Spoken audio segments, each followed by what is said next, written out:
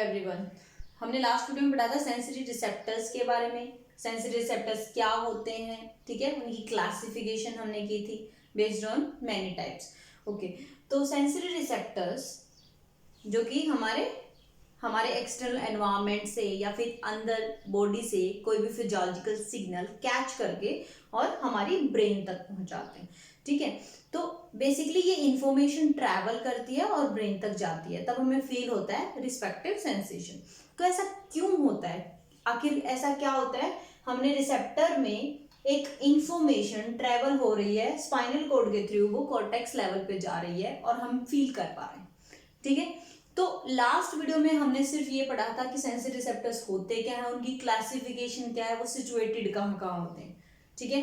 तो इस वीडियो में हम बात करेंगे, एक ब्रीफ इंट्रोडक्शन दिया था लास्ट वीडियो में कि रिसेप्टर पोटेंशियल होता है, देन एक्शन पोटेंशियल जनरेट होता है।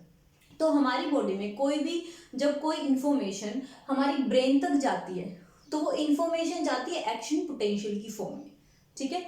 तो basically first initial segment nerve fibre का, वहां से और इंफॉर्मेशन जाती है, एक्शन पोटेंशियल जनरेट होती है और वो एक्शन पोटेंशियल ट्रैवल हो रही होती है टू द स्पाइनल कॉर्ड और फिर second and third order neuron till cortex, ठीक है।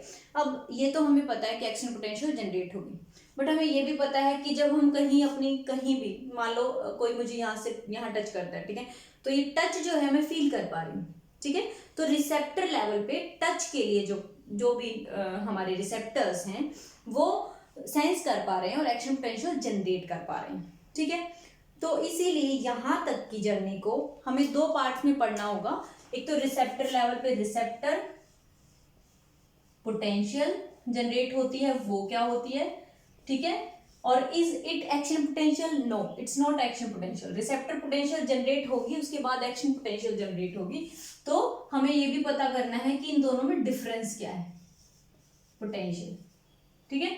अब देखो रिसेप्टर पोटेंशियल, पहली बात रिसेप्टर पोटेंशियल प्रोपेगेट नहीं होती, तो इसीलिए इसे बोलते हैं non propagated action potential, non propagated. अब नॉन प्रोपेगेटेड है तो भाई इंफॉर्मेशन तो कॉर्टेक्स तक नहीं ले जा सकती, राइट। तो इसलिए ये बात ध्यान रहे कि रिसेप्टर पोटेंशियल जो है नॉन प्रोपेगेटेड होती है, ये ट्रेवल नहीं करती, ये इंफॉर्मेशन को कॉर्टेक्स तक नहीं ले जा सकती, तो इसलिए ये सेपरेट हो गई एक्शन पोटेंशियल से, पहली बात, ठीक है। और वो पोटेंशियल चेंज जो एक्शन में कन्वर्ट कराए, राइट, वो इंफॉर्मेशन कॉर्टेक्स तक लेके आई। अल्टीमेटली हम कोई भी इंफॉर्मेशन जाती है ना, तो कोई कुछ ना कुछ एक्शन कर रहे होते हैं, इसलिए तो एक्शन पोटेंशियल है जो इंफॉर्मेशन को ट्रैवल कराएगी और रिस्पेक्टिवली हम एक्शन करेंगे।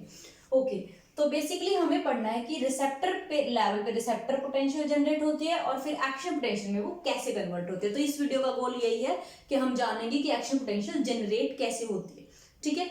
तो हम ये दो जो है इंफॉर्मेशन हमें पता होनी चाहिए कि क्या होती है, कैसे जनरेट होती है, ठीक है। अब ये बात पढ़ने के लिए हमने जो रिसेप्टर उठाया है, ठीक है, वो है पैसिनियन कॉर्पसल्स। कौन सा रिसेप्टर है? पैसिनियन कॉर्पसल। अब ये आपने पढ़ा था लास्ट वीडियो में, ठीक है। हम डीप प्रेशर या डीप टच के लिए पैसिनियन कॉर्पसल्स को यूज करते हैं, राइट। वो सेंस कर पाते हैं डीप टच और डीप प्रेशर या फास्ट वाइब्रेशन, ठीक है। अब आपको याद हो तो उस डायग्राम में बहुत डीप सिचुएटेड होते हैं पैसिनियन कॉर्पसल्स, ठीक है। अब ये मोस्टली जो स्टडीज हैं वो करी गई हैं रिसेप्टर पोटेंशियल और एक्शन पोटेंशियल पढ़ने के लिए, वो इन्हीं कॉर्पसल में की गई है, पैसिनियन कॉर्पसल। क्यों? क्योंकि एक तो इनका साइज जो है वो बहुत बड़ा है एज कम्पेयर टू अदर्स, और इनको रिकॉर्डिंग करना थोड़ा आसान हो जाता है। बड़ी साइज की वजह से रिकॉर्डिंग इलेक्ट्रोड भी डाल सकते हैं हम, ठीक है। पोटेंशियल डिफरेंस तो हम ऐसे ही मेजर करेंगे, अगर हमें इसका पोटेंशियल डिफरेंस मेजर करना है तो हम कैसे करेंगे? एक इलेक्ट्रोड हम ऊपर लगा देंगे यहाँ और एक इलेक्ट्रोड अंदर लगा देंगे, तो पोटेंशियल डिफरेंस आ जाएगा, है ना। तो बेसिकली इस तरीके से हम किसी भी पार्ट को स्टडी करते हैं। अब पैसिनियन कॉर्पसल इसलिए सबसे ज्यादा स्टडी किया गया है क्योंकि कन्वीनियंट है, ठीक है। अब बात करते हैं कि रिसेप्टर पोटेंशियल क्या होता है।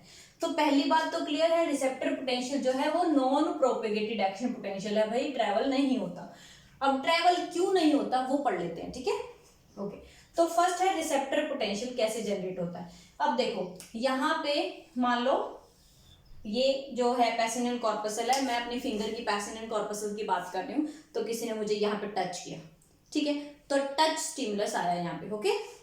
हाँ, तो यहाँ पे कुछ चैनल है, फाइन, यहाँ पे कुछ चैनल है, इधर ये कुछ चैनल है।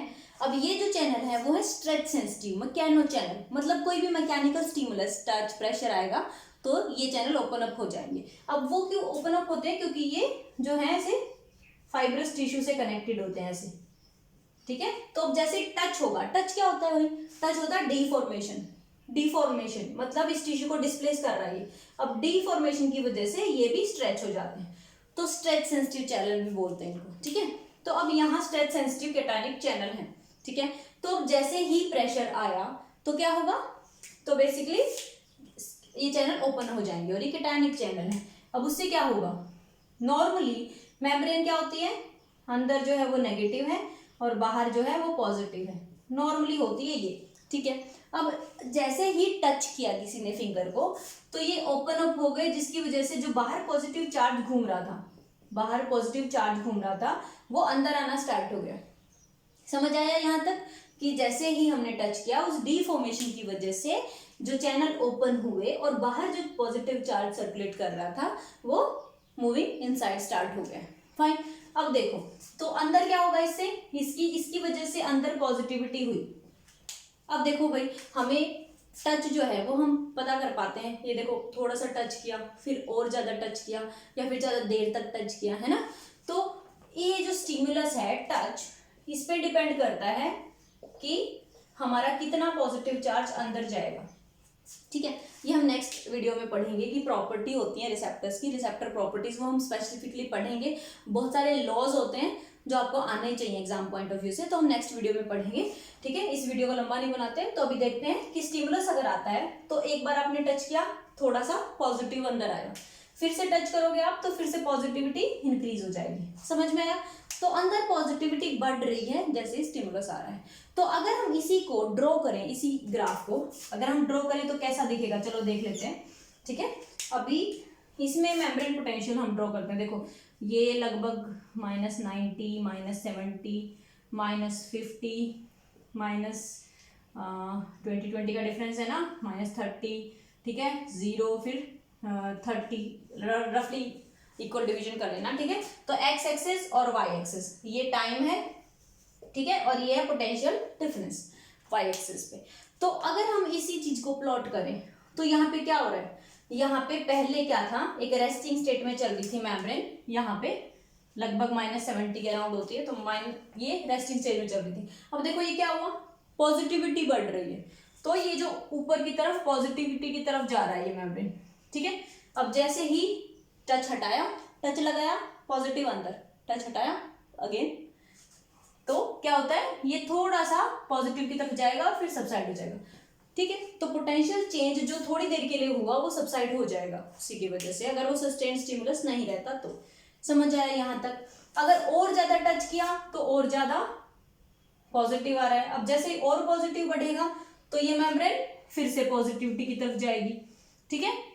समझ आया? और जो अक्रूड टच होगा और डीप प्रेशर होगा तो फिर से पॉजिटिविटी बढ़ेगी, ठीक है। तो स्टिमुलस इंटेंसिटी पे ही डिपेंड करता है कि कितनी डीपोलराइजेशन होगी अंदर की तरफ, ठीक है। इसे हम बोलेंगे पोटेंशियल चेंज, ठीक है। पॉजिटिव पोटेंशियल चेंज हो रहा है बिकॉज ऑफ स्टिमुलस, तो ये और ज्यादा पॉजिटिव होगा, ठीक है। अब इस तरीके से बहुत सारे हमारे क्या होते हैं? डीपोलराइजेशन रिपोलराइजेशन फेजेस होते हैं, इनको हम बोलते हैं। पहली बात, ये एक्शन पोटेंशियल जनरेट नहीं कर पाते, ठीक है। अब देखो ये मान लो क्यों नहीं कर पाते? क्योंकि -50 के लगभग, इसे बोलते हैं हम थ्रेश होल्ड। ये आपको बहुत जरूरी है, ये आना चाहिए। क्यों? क्योंकि ये इतना पॉजिटिव नहीं कर पाते कि एक्शन पोटेंशियल को जनरेट कर पाए। हम बात करेंगे एक्शन पोटेंशियल कैसे जनरेट होती है। अभी के लिए आप बस इतना समझो कि ये इतना पॉजिटिव चार्ज है कि सफिशिएंट नहीं है टू जनरेट एक्शन पोटेंशियल, ठीक है। इसीलिए इसको बोलते हैं हम रिसेप्टर पोटेंशियल। तो यहां तक इतना चार्ज पॉजिटिव कि ये थ्रेशोल्ड को टच नहीं कर पाया। तो जब तक पोटेंशियल चेंजेस इस तरीके से होते हैं कि वो थ्रेशोल्ड को टच नहीं कर पाते, ठीक है, तब तक उसको बोलते हैं हम रिसेप्टर पोटेंशियल। इसीलिए क्योंकि वो बेसिकली क्या होता है, डिपोलराइजेशन रीपोलराइजेशन, डिपोलराइजेशन पॉजिटिव होता है फिर सबसाइड हो जाता है चेंज, फिर पॉजिटिव होता है फिर से सबसाइड हो जाता है। तो ये जो पीक्स आती रहती हैं इन्हें नर्व में बोलेंगे हम, अगर साइनैप्स लेवल पे बात करें तो एंड प्लेट पोटेंशियल, है ना, हैंड प्लेट पोटेंशियल की तरह ही होता है, लेकिन हम रिसेप्टर लेवल पे बातें कर रहे हैं तो इसे हम बोलेंगे रिसेप्टर पोटेंशियल। रिसेप्टर पोटेंशियल, अब यही रिसेप्टर पोटेंशियल जनरेट भी कर सकता है अगर ये थ्रेशोल्ड को टच हो जाए। तो अगर ये स्टिमुलस इस लायक है, इतना सफिशिएंट है कि ये पीक यहाँ आने की बजाय इसको टच कर रहा है, समझ आया। अब जैसे ये टच करेगा सडनली क्या होगा, एक्शन पोटेंशियल जनरेट हो जाएगा। तो समझ आया, तो रिसेप्टर पोटेंशियल जनरेट कर सकता है एक्शन पोटेंशियल अगर ये थ्रेशोल्ड को टच कर पाता है, इतना स्टिमुलस है। इसीलिए बहुत लाइट स्टिमुलस हमें फील नहीं होगा, है ना, लेकिन एक टाइम ऐसा आएगा जब हमें स्टिमुलस फील होना शुरू हो जाएगा, तो वो हमारा थ्रेशहोल्ड है। उतना स्टिमुलस हमें चाहिए फील करने के लिए। क्यों? क्योंकि उतने स्टिमुलस पे थ्रेशोल्ड टच होता है और एक्शन पोटेंशियल जनरेट होता है जो कि जाता है ब्रेन तक। समझ आया यहाँ तक? Let's revise it. तो रिसेप्टर पोटेंशियल क्या होता है, जब कोई स्टिमुलस आता है, because of that stimulus केटाइनिक influx होता है, मैकेनोसेंसिटिव चैनल ओपन हो जाते हैं। तो केटाइनिक इन्फ्लक्स होता है मतलब सोडियम पॉजिटिव चार्ज जो है वो अंदर ज्यादा है, ठीक है। जैसे पॉजिटिव चार्ज अंदर ज्यादा है, मेम्ब्रेन पॉजिटिविटी की तरफ जाती है। तो ये जो स्मॉल पीक्स आ रही हैं ये और कुछ नहीं है, रिसेप्टर पोटेंशियल है। रिसेप्टर पोटेंशियल ही अगर थ्रेशोल्ड को टच करता है, थ्रेशोल्ड जो कि -60 भी हो सकती है, -50 भी हो सकती है, तो ये जो रिसेप्टर की अगर हम बात करें तो -60 लगभग पे ये थ्रेशोल्ड हो जाता है। तो अगर ये थ्रेशोल्ड को टच करता है तो एक्शन पोटेंशियल जनरेट हो जाता है। अब देखो चीजें रटनी नहीं चाहिए, मैंने बोल दिया थ्रेशोल्ड को टच कर जाता है तो एक्शन पोटेंशियल जनरेट हो जाता है, तो ये चीज फालतू में रटनी नहीं है। आपको समझना ऐसा क्यों होता है वो हम बात करते हैं, पर अभी के लिए आपको पता होना चाहिए रिसेप्टर पोटेंशियल क्या होता है। प्रोपेगेट नहीं होता, it can generate action potential. तो समझ आया, ये जो चीजें हैं नीचे जो पीक्स हैं जो टच नहीं हो रही वो है receptor potential. Receptor potential generate कर सकता है एक्शन पोटेंशियल को, इसीलिए इसको बोलते हैं जनरेटर पोटेंशियल, जनरेटर पोटेंशियल, ठीक है। और अगर यही चीज हम अगर पढ़ रहे हैं किसी नर्व में, ठीक है, किसी नर्व में पढ़ रहे हैं साइनेप्स लेवल पे, चाहे मसल पे साइनेप्स कर रहा हो या फिर किसी और न्यूरॉन पे साइनेप्स कर रहा हो, तो वो यहाँ जो होती है वो होती है end plate potential. End plate potential जो कि अगर थ्रेशोल्ड को टच करती है तो वो जनरेट कर सकती है एक्शन पोटेंशियल। तो बेसिक्स अगर स्ट्रांग होंगे तो हम नर्वस सिस्टम में कहीं पे भी हो, क्या किसी भी टॉपिक के बारे में बात कर रहे हो आपको समझ आ जाएगा, ठीक है। तो अभी के लिए हम यहाँ थे दोबारा रिसेप्टर पोटेंशियल। तो रिसेप्टर पोटेंशियल क्लियर है। अब रिसेप्टर पोटेंशियल में अगर थ्रेशोल्ड को टच कर लिया तो आखिर क्या होता है कि एक्शन पोटेंशियल जनरेट हो जाता है, वो हमें समझना है अभी, ओके। तो देखो, अब देखो ये जो है हमारा थ्रेशोल्ड, पहली बात थ्रेशोल्ड का मीनिंग क्या है वो आपको समझना पड़ेगा कि थ्रेशोल्ड। अब देखो यहाँ पे क्या होते हैं, यहाँ पे कुछ चैनल हैं, यहाँ पे इस टाइप के कुछ चैनल हैं, ठीक है। इन चैनल्स को बोलते हैं voltage gated sodium channels, voltage gated sodium channels. अब ये जो वोल्टेज गेटेड सोडियम चैनल्स हैं ये आपको दिख रहा होगा कि ये क्लोज हैं, कुछ आयन पास नहीं हो सकते इससे, है ना, तो ये इसे बोलते हैं क्लोज्ड स्टेट, ठीक है। एक चैनल की अगर हम बात करें तो लगभग कुछ ऐसा कुछ डायग्राम, इसे बोलते हैं हम close state of sodium channel. क्या बोलते हैं? Closed state. अब देखो नहीं आ सकता ना कोई आयन चैनल, तो क्लोज्ड है, ठीक है। इसमें दो गेट होते हैं, ये और ये एक्टिवेशन गेट है, इसको बोलते हैं एक्टिवेशन गेट, क्योंकि एक्टिवेशन के टाइम पे यही ओपन होता है। नीचे वाला है डीएक्टिवेशन गेट, डीएक्टिवेशन, समझ आया।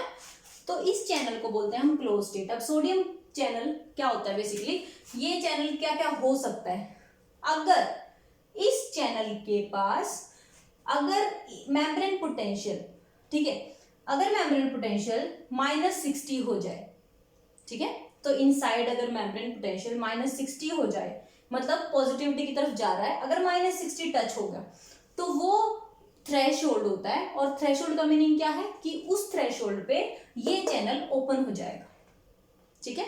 तो इसे बोलते हैं वोल्टेज गेटेड, कि जैसे ही -60 वोल्टेज आएगी वो ओपन हो जाएगा, इसलिए इसे बोलते हैं वोल्टेज ने गेट कर रखा है इसे, वोल्टेज गेटेड चैनल, ठीक है। तो जैसे ही -60 यहाँ पे आई, इनसाइड जो है -60 हुई, तो ये चैनल क्या होगा, एक्टिवेशन गेट ओपन हो जाएगा, ये एक्टिवेशन गेट है, ये ओपन हो जाएगा, ओपन हो गया। तो क्या हो सकता है, कैटायनिक इन्फ्लक्स हो सकता है, तो इसे बोलते हैं हम open activated state, activated state of sodium channel, ठीक है। बहुत ही फ्यू मिली सेकेंड के लिए ओपन होगा, और उसके बाद फटाफट क्या होगा, डीएक्टिवेशन गेट जो है वो इसे क्लोज कर देगा, लाइक दिस। अब देखो, ध्यान से देखो सिनेरियो क्या है, गेट क्लोज होता है नॉर्मली, ठीक है। अब जैसे ही मेम्ब्रेन पोटेंशियल थ्रेशोल्ड को टच करती है -60 मिलीवोल्ट, तो गेट ओपन हो जाता है, कौन सा गेट, एक्टिवेशन गेट ओपन होता है। तो इस स्टेट को हम, इस चैनल के स्टेट को बोलते हैं एक्टिवेशन, एक्टिवेटेड स्टेट, ओके। तो जैसे ही ये बहुत ही फ्यू मिली सेकेंड उसी मेम्ब्रेन पोटेंशियल पे आयन जो है क्रॉस होना स्टार्ट कर देते हैं, ठीक है, और फ्यू मिली सेकेंड के बाद ये डीएक्टिवेटेड गेट हो जाता है, डीएक्टिवेटेड गेट। तो समझ आया, जो एक्टिवेशन स्टेज है चैनल की वो सबसे कम ड्यूरेशन के लिए रहती है। तो अब इतना क्लियर है कि यहाँ पे क्या होना है, तो जैसे ही पॉजिटिविटी इतनी बढ़ेगी कि ये जो मेम्ब्रेन है ये थ्रेशोल्ड को टच हो रही है, वो थ्रेशोल्ड और कुछ नहीं है, वो थ्रेशोल्ड है चैनल्स का थ्रेशोल्ड, उसे ओपन होने का थ्रेशोल्ड, तो क्या होगा, एक्टिवेशन गेट ओपन हो जाएगा, समझ आया। तो जैसे ही मेम्ब्रेन पोटेंशियल -60 मेम्ब्रेन पोटेंशियल पे पहुंची, -60 या -50, ठीक है, तो क्या होगा, कैटायनिक इन्फ्लक्स फर्दर स्टार्ट हो जाएगा। अब ये जो चैनल्स हैं ये 1000 नंबर ऑफ चैनल्स, तो फटाफट पॉजिटिव चार्ज इतनी स्पीड से बढ़ता है कि जो ये मेम्ब्रेन पोटेंशियल है सडनली हाइट्स जाती है, सडनली ऊपर की तरफ। अब आप सोच रहे होंगे यहाँ पे सोडियम चैनल है, ठीक है, तो वो तब तक इनसाइड के टाइम भेजे जाना चाहिए जब तक उसका इक्विलिब्रियम पोटेंशियल ना आ जाए, है ना। वो हम किसी और वीडियो में डिस्कस करेंगे, आप कमेंट कर दीजिए अगर आपको नहीं आता इक्विलिब्रियम पोटेंशियल क्या होता है। तो लगभग +60 के करीब जो है मेम्ब्रेन पोटेंशियल जानी चाहिए, बट ऐसा नहीं होता, +30 पे ही मेम्ब्रेन पोटेंशियल रीपोलराइज हो जानी शुरू हो जाती है। वो क्यों, क्या होता है, बेसिकली जैसे ही मेम्ब्रेन पोटेंशियल पॉजिटिविटी की तरफ जा रही है, बहुत सारे सोडियम चैनल जा रहे हैं, मतलब लेट्स रिवाइज इट, ठीक है। अब जैसे रिसेप्टर पोटेंशियल आया, उसने टच किया थ्रेशोल्ड को, थ्रेशोल्ड का क्या मतलब है, चैनल ओपन हो गए, जो क्लोज स्टेट में थे वो ओपन हो गए। अब ओपन होने की वजह से थाउजेंड्स ऑफ चैनल होते हैं यहाँ पे, इनिशियल सेगमेंट, या फिर यहाँ तो हम रिसेप्टर की बात कर रहे हैं, अगर न्यूरॉन की बात करें तो इनिशियल सेगमेंट ऑफ न्यूरॉन। तो यहाँ पे क्या है, थाउजेंड्स ऑफ चैनल ओपन हो गए, तो पॉजिटिविटी इतनी स्पीड से बढ़ी कि पीक जो है वो सडन डीपोलराइजेशन होती है। तो इस जो प्रोसेस को हम बोलते हैं डीपोलराइजेशन, डीपोलराइजेशन। अभी जो डीपोलराइजेशन है, सडनली पॉजिटिविटी की तरफ मेम्ब्रेन जा रही है, इनसाइड पॉजिटिव बहुत ज्यादा हो गए, ठीक है। अब जैसे ही ये +30 तक पहुंचेगा, +30 तक, वैसे +60 तक जाना चाहिए जो कि सोडियम का इक्विलिब्रियम पोटेंशियल है, बट जैसे ही +30 तक पहुंचेगा क्या होगा कि यहीं पे पोटेशियम चैनल भी है, पोटेशियम चैनल जो कि क्लोज स्टेट में, तो +30 उसका थ्रेशोल्ड है, +30 जैसे ही मेम्ब्रेन अचीव होती है पोटेशियम चैनल ओपन हो जाते हैं। अब ये भी, इसीलिए इनको भी बोलते हैं वोल्टेज गेटेड पोटेशियम चैनल, समझ आया, वोल्टेज गेटेड है, तो -60 पे सोडियम ओपन हो जाएंगे, सोडियम क्या करेगा, कैटायनिक इन्फ्लक्स कराएगा, जैसे ही +30 यहाँ पहुंचेगा मेम्ब्रेन फिर से रीपोलराइज होगी, क्यों, क्योंकि पोटेशियम को बाहर जाना है, ये चैनल ओपन हो जाएंगे, पोटेशियम चैनल।